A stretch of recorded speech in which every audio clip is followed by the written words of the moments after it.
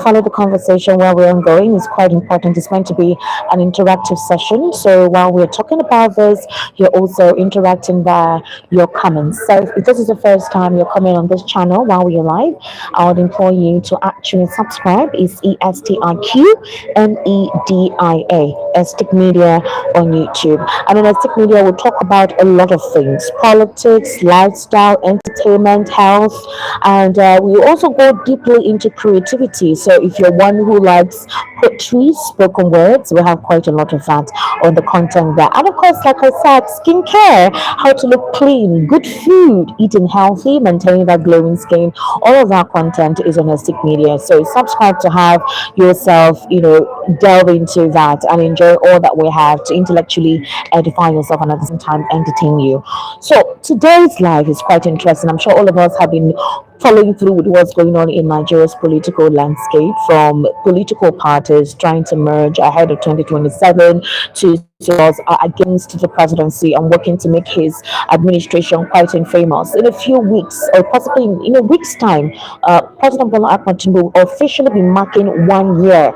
And the question is, what is the president's scorecard? What has the president attained in this 1 year? How do Nigerians feel in the past 1 year since he assumed office as the president of the Federal Republic of Nigeria, with all the policies that he has implemented and others that he is still considering? At the performing capacity of his ministers, are Nigerians satisfied with all of this? These are the questions, that a couple of Nigerians are asking, including Nigerians in diaspora too.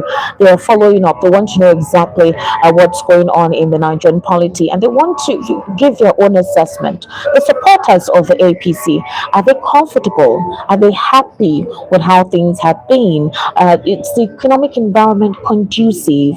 Have they already feeling the heat of the moment? For those who are neutral as to how this administration has been, what recommendations would you give the president? What application do you think he should apply? What strength should he display to show that indeed he listens to the people and he has their interests at heart? So these are the questions a lot of Nigerians are asking, and this is basically what they think is important for them to get to know. The kind of communication, what they're told that is going on in the polity, is it the truth with what they're realistically facing? These are the questions, these are the conversations when we want to go through a whole 1 year scorecard of President Bola Ahmed Tinubu. Now let's look at what is going on, recently. So Peter Obi yesterday went to meet with his political ally Atiku Abubakar. In 1999 he was the running mate to Atiku Abubakar in the People's Democratic Party. Atiku was supposedly the principal and he was the vice. And at the time, it was quite a very unique duo. But in 2023, when the elections came up, Peter Obi left the PDP and joined the Labour Party, and he became the presidential flag bearer, that is the person to represent the Labour Party as its presidential candidate. And trust me, Peter Obi really created an elevated stance in our political structure. We are already used to the All Progressives Congress and the PDP. A lot of people did not see the Labour Party coming as a turbulent thought force. Nobody saw it coming. But the emergence of Peter Obi actually changed the narrative. And so we have three strong political parties. And Labour Party, to be honest with you, nobody expected it to become this strong in the political arena. We saw individuals supporting Peter Obi from every sphere of life. Even secondary school children were contributing whatever small quota they had to show that they trusted him, to also show their support to his administration. But post-election, the question has been, post-election, how has the Labour Party been in terms of their activities, especially those who were nominated or those who actually won the House of Representatives elections or National Assembly elections, the constituencies they represent? Are they representing the ideal stance of the Labour Party? Are they vocal in their ideals? Are they criticizing this administration? Are they criticizing these policies that Nigerians are complaining about? Then the political party has been immersed from its own faction of Lamidi Apapa, bringing up one situation or the other, Araba and B2 collaborating with Lamidi Apapa, and then before you know, the elections were over, the Supreme Court gave its judgment, and the internal imbroglio continued. So The question now arose, with this instability within the Labour Party, is it the ideal party for a Peter Obi who has a massive following? All right, it was because of him that a lot of people began to fly the flag of the Labour Party. So the question now arose, should this be the ideal party for us to be part of? With what we are seeing now, the whole tussle, the back and forth, there's financial malfeasance about Julius Abure and one thing or the other. Is this political party? Do they even know what they're facing? Do you understand the kind of politics that plays in this political environment? So that's the question that people are asking, and it's like, should Peter Obi leave Labour Party and go to another political party? Is it possible for him to form a new political party? And then you have the NLC coming to assert themselves and say, hey, we own this party, so we should decide who will be the chairman of this party. It's left for us to decide how this party would go. And Nigerians were like, excuse me, you're spoiling what we thought was, something that we could hold on to. You're dimming the lights that we thought we have found within the Labour Party. What exactly are you doing? Well, yesterday, let's go back to the focus of the conversation. Peter Obi went to meet with his political ally Atiku Abubakar, who, of course, he ran as the vice in 1999. In 1999, as a vice presidential candidate, and they talked. Apparently, at the time, it was shrouded in secrecy. Nobody knew what exactly the conversation was on about up until this morning. Paul Ibe, the spokesperson for Atiku Abubakar, was the one who said that indeed they were in a closed-door conversation. Talks about coalition, yeah, is in the pipeline, but they had to just talk about what is going on in the country, the politics, the economy, and all of that. But it went viral on social media, and they're like, is Peter Obi going back to a place he has left? What kind of coalition will this be? Who will be the presidential candidate and who will be the vice? Isn't this too early for us to begin to see their inner working strategy ahead of 2027? Okay, but Peter Obi never said he was an enemy to Atiku Abubakar. So why would anyone assume that because they represent different political parties, that they cannot on their own decide to meet together and just talk? They are political allies, they're political friends. They've never told us they had issues before. So they can come together and put heads and talk about how to move the country forward. You can never tell.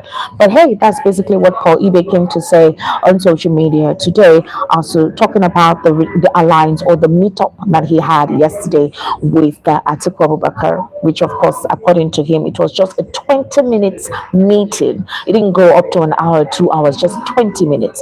Okay, so in that particular regard, the NLC has eventually spoken and they revealed conditions that may make it disown Peter Obi. So this is what the president of the Nigeria Labour Congress is saying.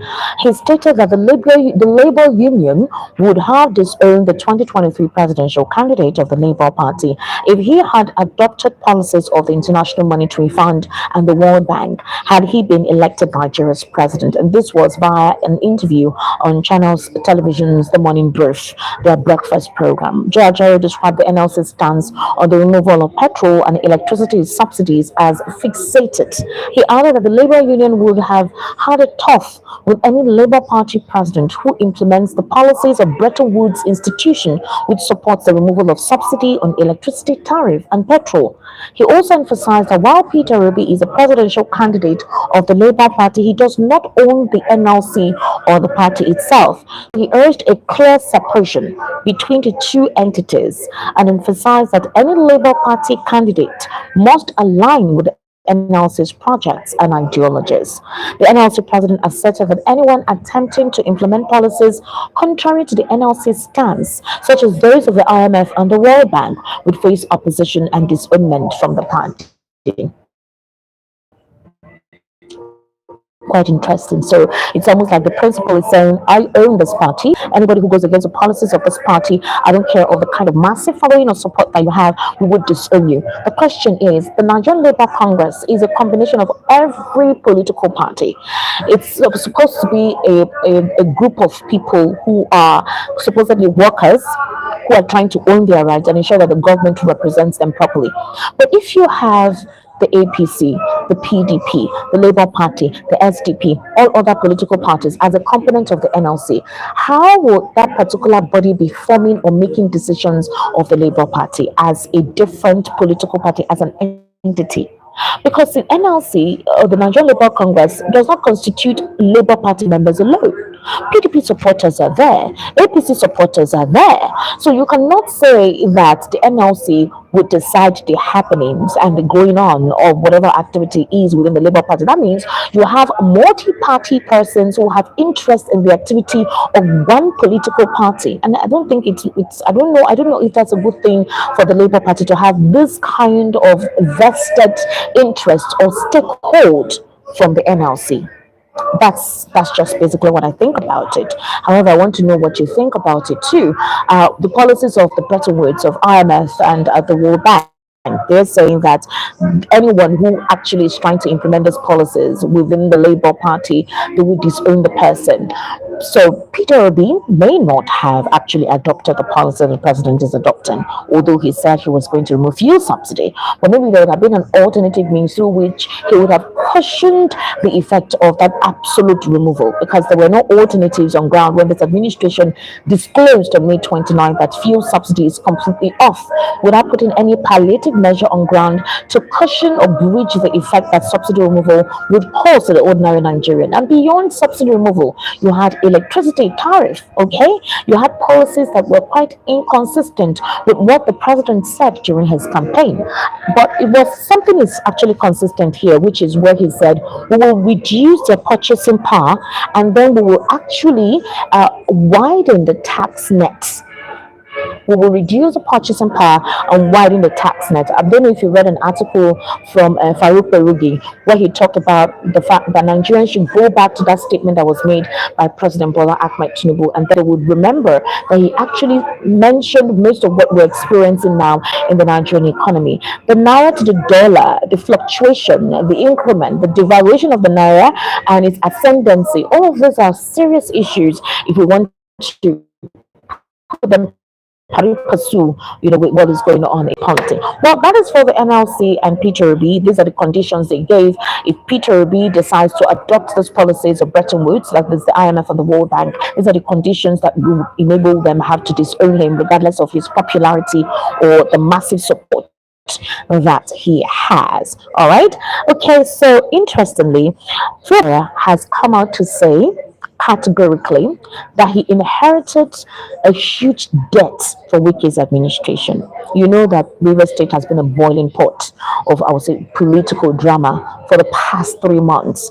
And for the past couple of weeks, since last week, it's been back to back. That state has been something else. They've been on the news over and over. I don't know how the president will react to this, although he has said if they do not resolve whatever it is that's going on between them, it will be a major problem. It will be a serious, major problem, and he's telling them that they should do something about it as soon as possible. Otherwise, there may be an intervention from Abuja, which will not serve Fubara well. I think that's why Fubara is trying to assert himself on the activities in Rivers, so he doesn't seem weak-kneed or spineless, or doesn't seem like he doesn't know what to do. He doesn't want any Abuja interference. If that happens, if the National Assembly has to take over proceedings of the state assembly in Rivers, that will not be a good thing, because then it wouldn't favor him. And Wike is now working at the federal level.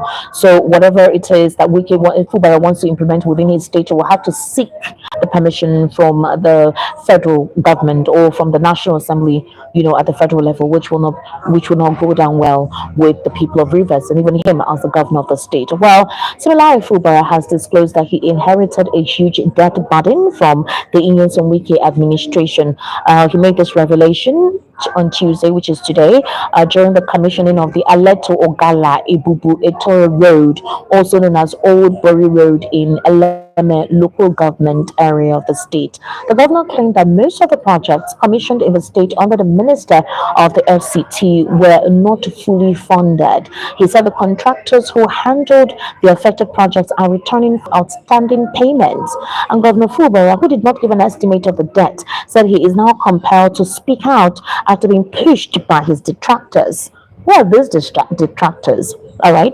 Okay, so the governor expressed his intention to appear for project commissioning project with white paper detailing project funding.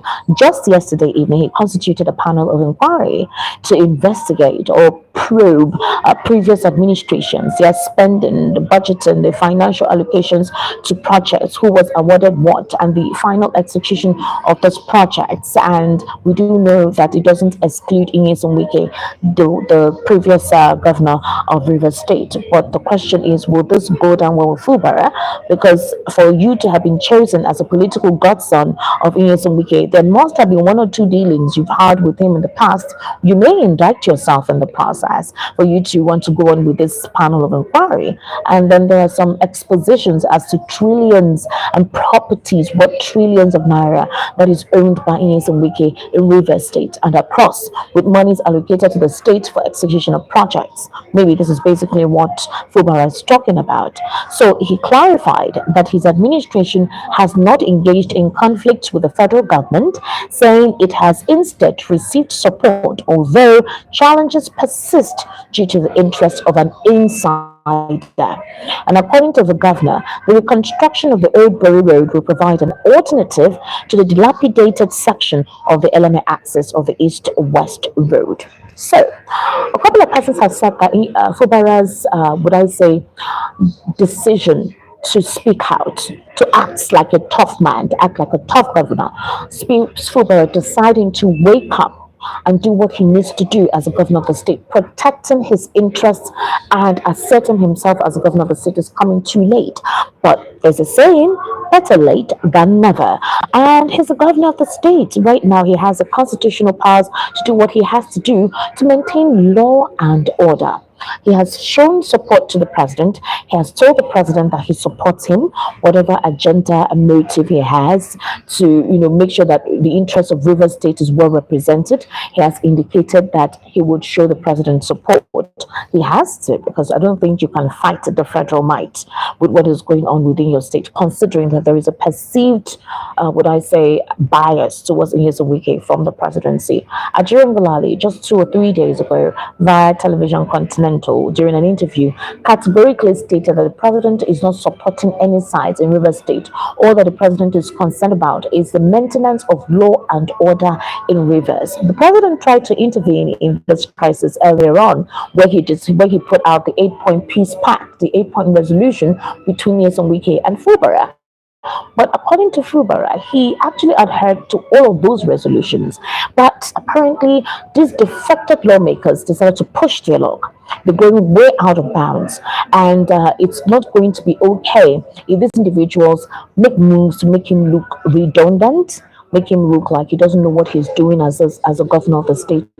And so he's taking the baton this time around. He's deciding to assert himself and make sure that authoritatively, constitutionally, as required, that law and order is restored in the state, and nobody would blackmail him or tie up his hands from doing what he needs to do to ensure that River State does not remain behind. Since his inception as governor, this is basically what River State has been all about. It's been enshrouded in the whole feud between he and his political godfather. That has been the talk of River State. We've not had talks about what the governor is doing. We've not had talks about developmental strides. We've not had talks about implementation of good policies within his administration. It's all been about the fight between him and Fubara. So him asserting himself, him trying to take charge of his state. Well, they say better late than never. However, with this point of mine, no, not my point, with this information right now on the news, what do you think? What do you say? What is your assertion to all of this? And how would you categorize the current state of living of Rivers individuals? To be honest with you, I'd like to know. For all of you who came to my live, I want to say thank you. Make sure that you share your comments. I'd like to know what you think on the conversation we have had. I'd like to know exactly what your thoughts are and precisely how most of this information that we have shared together, what it means to you, and how we intend to go ahead.